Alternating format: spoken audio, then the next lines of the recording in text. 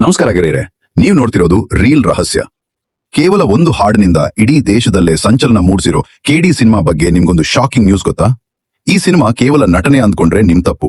1970ರ ರಕ್ತಸಿಕ್ತ ಬೆಂಗಳೂರಿನ under world ಇತಿಹಾಸವನ್ನೇ Prem ನಿಮ್ಮ ಕಣ್ಣ ಮುಂದೆ ತರ್ತಿದ್ದಾರೆ. ಅದರಲ್ಲೂ ಕಿಚ್ಚ ಸುದೀಪ್ ಅವರ ಕಾಲಭೈರವ ಎಂಟ್ರಿ ನಂತರ ಕಥೆಯೇ ಬದಲಾಗಿದೆ. ಇವತ್ತಿನ ವಿಡಿಯೋದಲ್ಲಿ ಈ ಸಿನಿಮಾದ ಯಾರಿಗೂ ತಿಳಿಯದ ಆ ಒಂದು ಸತ್ಯವನ್ನ ಬಿಚ್ಚಿಡ್ತೀನಿ. ಸ್ಕಿಪ್ ಮಾಡದೆ ಕೊನೆವರೆಗೂ ನೋಡಿ. ಕತೆ ಶುರುವಾಗೋದು 1970ರಲ್ಲಿ. ಅಂದು ಬೆಂಗಳೂರಿನ ರಸ್ತೆಗಳಲ್ಲಿ ಕಾನೂನಿಗಿಂತ ಮಚ್ಚುಗಳೇ ಹೆಚ್ಚಾಗಿ ಮಾತಾಡ್ತಿದ್ವು. ಕೆಡಿ ಅಂದ್ರೆ ಬರೀ ಹೆಸರಲ್ಲ, ಅದು ಕಲಿಯುಗ ದಳವಾಯಿ. ಧ್ರುವ ಸರ್ಜಾ ಅವರ ಈ ಅವತಾರ ನೋಡಿದ್ರೆ ಗೊತ್ತಾಗುತ್ತೆ, ಇದು ಸಾಮಾನ್ಯ ರೌಡಿಸಂ ಕಥೆಯಲ್ಲ. ಒಂದೆಡೆ ಸಂಜಯ್ ದತ್ ಅವರ ಕ್ರೌರ್ಯ, ಇನ್ನೊಂದೆಡೆ ರವಿಚಂದ್ರನ್ ಅವರ ಅನುಭವ. ಆದ್ರೆ ಎಲ್ಲಕ್ಕಿಂತ ದೊಡ್ಡ ರಹಸ್ಯ ಅಡಗಿರೋದು ಆ ಒಂದು ವಿವಾದಿತ ಹಾಡಿನಲ್ಲಿ. ಯಾಕೆ ಆ ಹಾಡನ್ನ ಯೂಟ್ಯೂಬ್ನಿಂದ ಡಿಲೀಟ್ ಮಾಡಿದ್ರು? ಸೆನ್ಸಾರ್ ಮಂಡಳಿ ಈ ಸಿನಿಮಾವನ್ನ ಬ್ಯಾನ್ ಮಾಡೋಕೆ ಹೊರಟಿದ್ಯಾ? ಇದರ ಅಸಲಿ ರಹಸ್ಯ ಈಗ ಬಯಲಾಗಿದೆ. ಕೆಡಿ ಅಂದ್ರೆ ಕೇವಲ ಕಿಂಗ್ ಆಫ್ ಡೆವಿಲ್ಸ್ ಮಾತ್ರವಲ್ಲ, ಇದರ ಹಿಂದೆ ಕಲಿಯುಗ ದಳವಾಯಿ ಎಂಬ ಐತಿಹಾಸಿಕ ಮತ್ತು ಭೂಗತ ಲೋಕದ ಭಾರೀ ತೂಕದ ಹೆಸರಿದೆ. ನಿರ್ದೇಶಕ ಪ್ರೇಮ್ ಈ ಸಿನಿಮಾದಲ್ಲಿ ಅಂದಿನ ಕಾಲದ ನೈಜ ಘಟನೆಗಳನ್ನು, ಅದರಲ್ಲೂ ವಿಶೇಷವಾಗಿ ಬೆಂಗಳೂರಿನ ಭೂಗತ ಲೋಕದ ಅಧಿಪತಿಯಾಗಲು ನಡೆದ ಹೋರಾಟವನ್ನು ಎಷ್ಟು ರವ್ ಆಗಿ ತೋರಿಸುತ್ತಿದ್ದಾರೆ ಅಂದರೆ ಇದು ಸೆನ್ಸಾರ್ ಮಂಡಳಿಯ ಕೆಂಗಣ್ಣಿಗೆ ಗುರಿಯಾಗಿರುವುದು ಆಶ್ಚರ್ಯವೇನಲ್ಲ. ಈ ಸಿನಿಮಾ ಕೇವಲ ಮನರಂಜನೆಯಲ್ಲ, ಇದು ಅಂದಿನ ಸಮಾಜದ ಕಪ್ಪು ಮುಖವನ್ನು ಅನಾವರಣಗೊಳಿಸುವ ಧೈರ್ಯದ ಪ್ರಯತ್ನ. ಸದ್ಯ ಈ ಸಿನಿಮಾದ ಸುತ್ತ ಎದ್ದಿರುವ ವಿವಾದಗಳು ಸಣ್ಣದಾಗಿ ಕಾಣಬಹುದು, ಆದರೆ ಇದರ ಹಿಂದಿನ ಆಳವೇ ಬೇರೆ.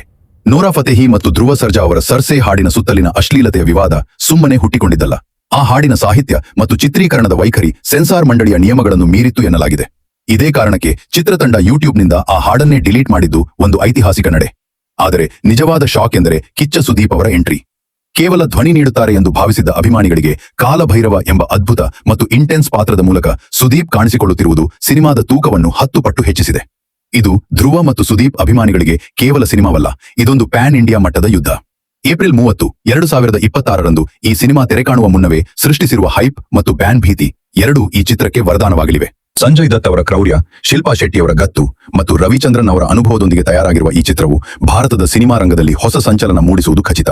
1970ರ ದಶಕದ ಆ ಹಳೆಯ ಬೆಂಗಳೂರು, ಅಂದಿನ ಟ್ಯಾಕ್ಸಿಗಳು, ರಸ್ತೆಗಳು ಮತ್ತು ಅಸಲಿ ಗ್ಯಾಂಗ್ಸ್ಟರ್ಗಳ ಜೀವನವನ್ನು ಡಿಜಿಟಲ್ ರೂಪದಲ್ಲಿ ನೋಡುವುದು ಕನ್ನಡಿಗರಿಗೆ ಒಂದು ರೋಚಕ ಅನುಭವ ನೀಡಲಿದೆ. ರಿಲೀಸ್ ನಂತರ ಈ ಸಿನಿಮಾ ಇನ್ನೆಷ್ಟು ವಿವಾದಗಳಿಗೆ ಅಥವಾ ದಾಖಲೆಗಳಿಗೆ ಸಾಕ್ಷಿಯಾಗಲಿದೆ ಎಂಬುದೇ ಈಗಿನ ಅತಿದೊಡ್ಡ ಕುತೂಹಲ.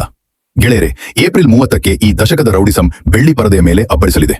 ಕಿಚ್ಚ ಸುದೀಪ್ ಅವರ ಕಾಲಭೈರವ ಪಾತ್ರ ನೋಡಲು ನೀವು ಎಷ್ಟು ಎಕ್ಸೈಟ್ ಆಗಿದ್ದೀರಾ ಅನ್ನೋದನ್ನ ಕಾಮೆಂಟ್ ಬಾಕ್ಸ್ ನಲ್ಲಿ ತಿಳಿಸಿ. ನಿಮಗೆ ಈ ಮಾಹಿತಿ ಇಷ್ಟ ಆಗಿದ್ರೆ ಈಗಲೇ ಈ ವಿಡಿಯೋಗೆ ಒಂದು ಲೈಕ್ ಮಾಡಿ. ನಿಮ್ಮ ಸಿನಿಮಾ ಪ್ರೇಮಿ ಗೆಳೆಯರ ಜೊತೆ ಈ ವಿಡಿಯೋನ ಶೇರ್ ಮಾಡಿ. ಇಂಥದ್ದೇ ಇಂಟ್ರೆಸ್ಟಿಂಗ್ ಸಿನಿಮಾ ರಹಸ್ಯಗಳಿಗಾಗಿ ನಮ್ಮ ಚಾನಲ್ ರೀಲ್ ರಹಸ್ಯಕ್ಕೆ ಸಬ್ಸ್ಕ್ರೈಬ್ ಆಗೋದನ್ನ ಮರಿಬೇಡಿ.